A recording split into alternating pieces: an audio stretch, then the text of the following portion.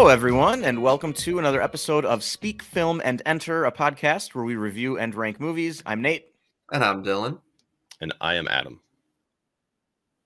And today it is day 7 of the 12 Days of Christmas here at Speak, Film, and Enter, where we are just going through 7 movies and specials. 7. Ugh. We're going through 12. 12. This is the number specials. 7. This is the 7th. We will get to 12 movies Mhm. and specials in the 12 days leading up to Christmas that we just liked and wanted to revisit or watch for the first time this holiday season. This is not meant to be any type of definitive or ranked list of Christmas movies or anything like that. But today we are watching the 2019 Netflix movie Klaus. Yes. And talking about our favorite moments. This is a movie that Dylan and I reviewed on the very first year of this podcast, back when we weren't on YouTube and it was just a podcast. Mm-hmm. And Adam, I don't believe, had ever seen it up until now. So, nope. Adam, you want to kind of kick things off? What'd you think? I was meaning to watch this back when you guys had reviewed it and said you both really liked it. The animation was good. I remember the story being very cute and you guys talking about that. And I was like, okay, yeah, I'll get to it. And then just never really picked it up. It's so unique. I'm not a huge Jason Schwartzman fan, but I thought he did a great job. He's our main character.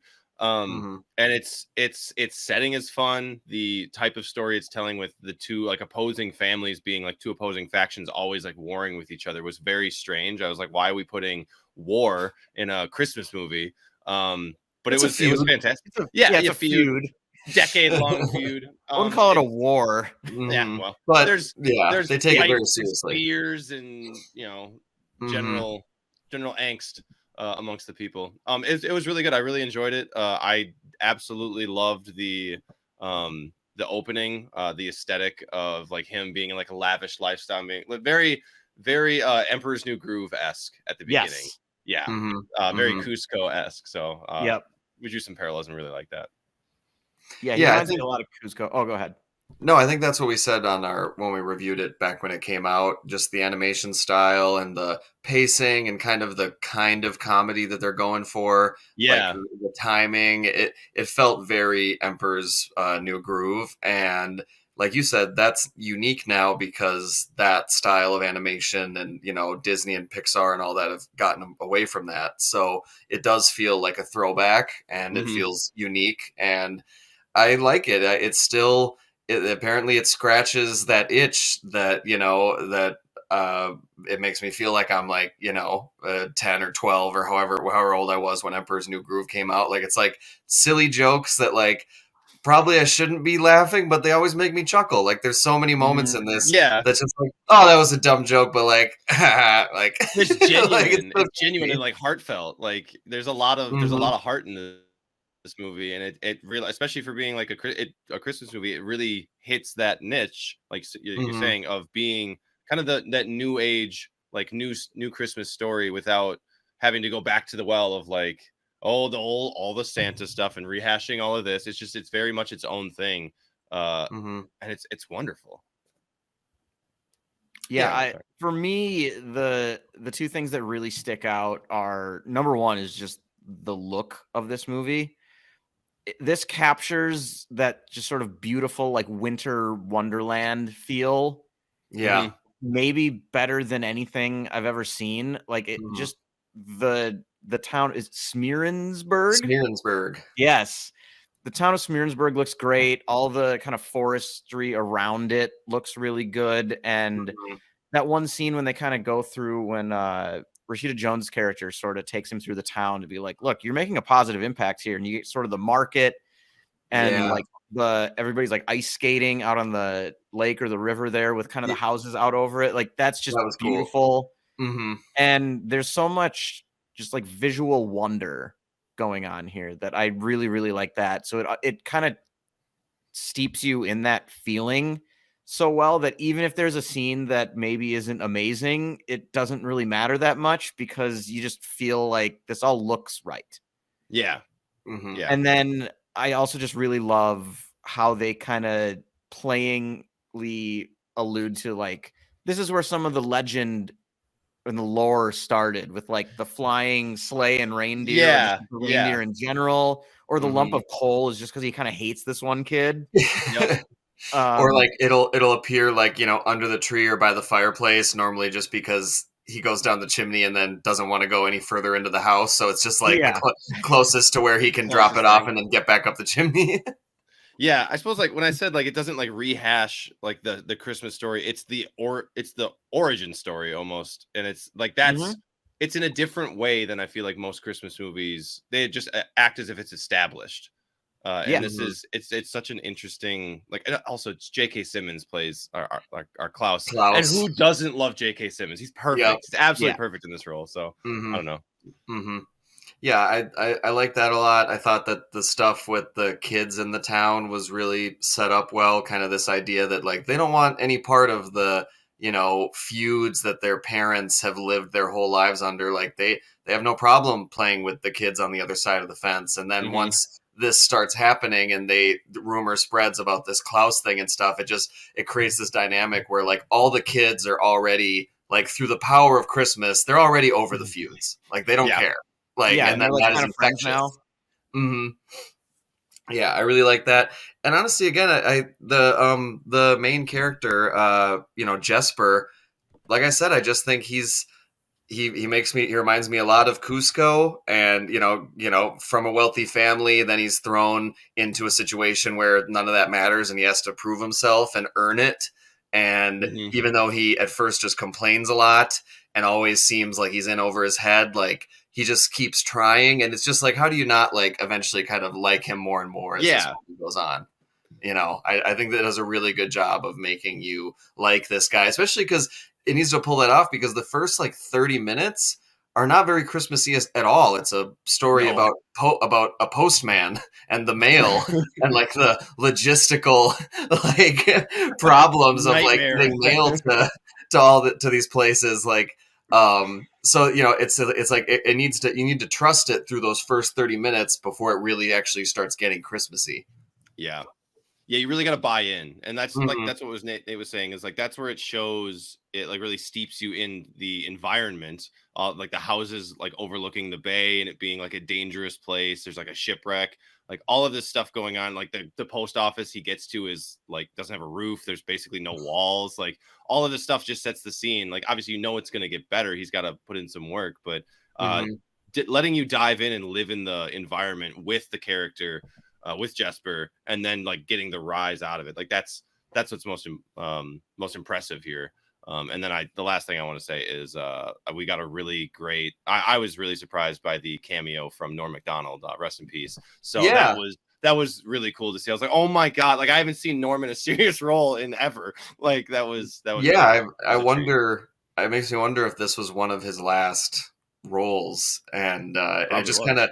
Like his, you know, it's some of the voices, they even add to that kind of 90s feel of this whole thing. Like, you know, you've got Norm Macdonald, you've also got Will Sasso, like Mad TV, you know, fame. You've got Joan Cusack, you know, Rashida Jones. Like, I just feel like the voices that they chose to went with are also kind of like these kind of throwback, like timeless, like voices you would have heard as a kid.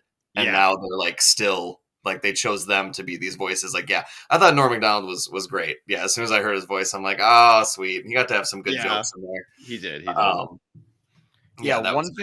One thing I really like that kind of shows just how big of a challenge this is going to be, and just how depressing this place is the fact that like even the teacher is in like screw it mode. Like that's always like the one place, and like the one place of solitude or like positivity for like kids in movies is like at least the school's all right. You know? But and in this case, it's not like or you get like they're teaching the wrong things and like the teacher's kind of like proactively evil. But in this case, she just does not care at all. Yeah, there's no kids to teach because they're just you know, and the fact that she's turned it into a fish market too, like a dark, dingy fish market, is just the most like unschool, anti-school that it could possibly be.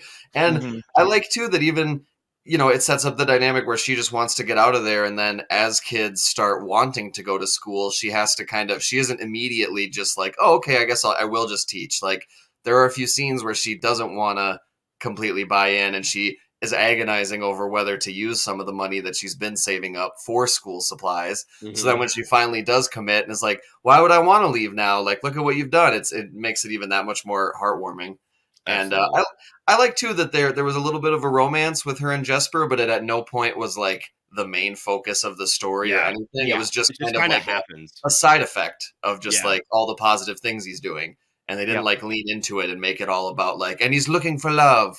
Like, it's about Christmas. And it's a less like Disney-fied type of like cartoon or animation, animated story, which is, I think we need more of, especially like when you're focusing on like the point of the movie is Christmas. It shouldn't be about, I mean, you can have like interpersonal stuff and that can be very important, but like it should not be the focus. Right? Mm-hmm. And even with the, the stuff with Klaus and his kind of backstory, even that they didn't lean into that for so much emotional punch the way that a Pixar movie would have, Instead, it's like they kind of don't even bring it up for most of the movie. And then when they do, it's more like you just kind of see that like carving that he had made in anticipation of a big family, and it's empty, and like that's enough. And then later you see that filled with all these other figurines of the people who are helping him. And like, I just feel like a lot of the stuff around, besides the core, which is like Christmas spirit and stuff, all the other stuff, they keep it as just a side thing. They just keep it as like, and then there's this, that's nice too, right? But don't lose focus on what it's really about. I think exactly what you said is what makes the end so impactful as well. And I don't want to ruin that at all, but I think that scene is fantastic. The bird feeders, I guess we'll say. Yeah, that was good. I felt like the only, and maybe this is just because me and Nate just watched another movie where like the only shortcoming was kind of that classic pitfall that movies fall into, where it's like the big conflict can be avoided if everyone just sits down and talks for like a minute, but instead they act like, well, that couldn't happen. So then it leads to miscommunication, which all of a sudden is like the biggest problem of the movie. Like, at any point, Jesper could have just been like, hey, so by the way, you might have been wondering why I'm here. I've got this dad and he forced me to do this. And I'll be honest, at first I hated this place, but now being with you guys and doing this, like it's changed my whole perspective. And I think that I want to stay. That's all it would have taken. Yeah. And then when his dad shows up, it wouldn't have been a big deal. But instead it's just like, that's the only thing about this movie I wish is that the main conflict being something that they just could have talked about. Yeah, I think kind of the third act and the climactic moment gets a little narratively messy. But other than that, really, I think this is a great Christmas movie and one that I'm glad I revisited it. I don't think I had watched this. This is either my second or third watch of this movie, but definitely enjoyed it again. Agreed. And I think I need to keep remembering to kind of throw it into the Christmas rotation, because it's just like, I'll look at it and be like, oh yeah, that was really good, but I'm not in the mood. Whereas now, like watching it again, I'm like, oh yeah, like if I'm hanging out with the family on Christmas Day and we're doing nothing and they want to watch a Christmas movie, like I would petition to put this on. Yeah. Like, it deserves to be up there, and it deserves to be played and seen, especially as it's like, it's not the same as everything else that's come before it. It's not the same movie you've seen 100 times. There's a little bit more nuance to it. There's a different type of story that's, I guess, more accessible, and it will shake things up for sure. All right, so as has become tradition here, at the end of the episode for each of the 12 Days of Christmas, we share our favorite moment of the movie. So who would like to go first? You go first this time, Nate. Okay. For me, it's easily when I need to look up her name.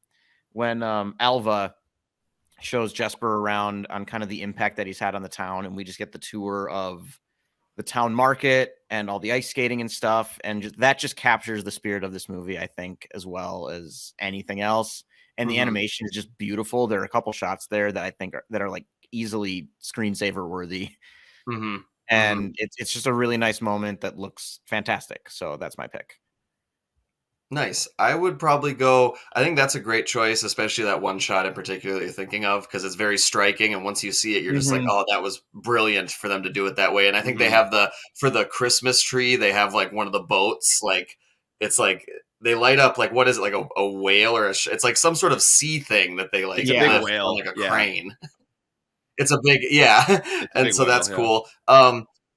I also really like when he's trying to convince the little kid who like has his drawing that blew out into the street. He's trying to convince him that, well, I could just give it to you, or I could mail it to you. Yeah. And like that whole like exchange back and forth, and then leading to like the dad walking up and him just being like, oh God, like just him trying to like swindle a little kid for a penny so he can mail it to him, like just ridiculous.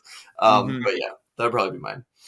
I think my favorite part would be, I mean, the first intro of Norm Macdonald, just because I was like, oh, that's oh my God, this is great. Like, it's so wonderful to hear like a bygone, guy. But otherwise, I think like one of the first interactions when kids start lining up at the post office, and he's like, he starts like talking to them. Is like, no, nobody likes you. Like, you get coal. Like, screw off, kid. And that whole interaction. And then like when the I guess we'll call her like the foreign girl, that like doesn't really speak the same language, is just like making noise, and he's like, I have no idea what you're saying. Like, it doesn't make any sense to me. Yeah, their interactions were nice and stuff. Yeah, that was when they funny. go all the way out to her village to give her gift, and then she like kind of cruises around on it. That's very Christmas magic. And then the very last thing, I just because I had thought about it, I love what they did at the very beginning when his dad is talking about where he's going to send him, and like to emphasize that he's got the thing on the map. And then he pushes it further and further and further north. And you see both Jesper watching it and being like, oh my God. And like the henchman watching it and being like, oh my God. Like that was just such an effective way to make us feel how secluded and far away this place is. Like that was very good. I liked it. Yeah, I like that. All right. Excellent. All right, I think that's it. So, as has also become tradition here, Adam, I think you are going to take us home. Yeah, thanks again, everybody, for joining us on day 7 of our 12 Days of Christmas here at Speak, Film, and Enter. From all of us here, Nate, Dylan, myself, thank you for watching and listening this year. We really appreciate it. Merry Christmas and have a happy holiday season.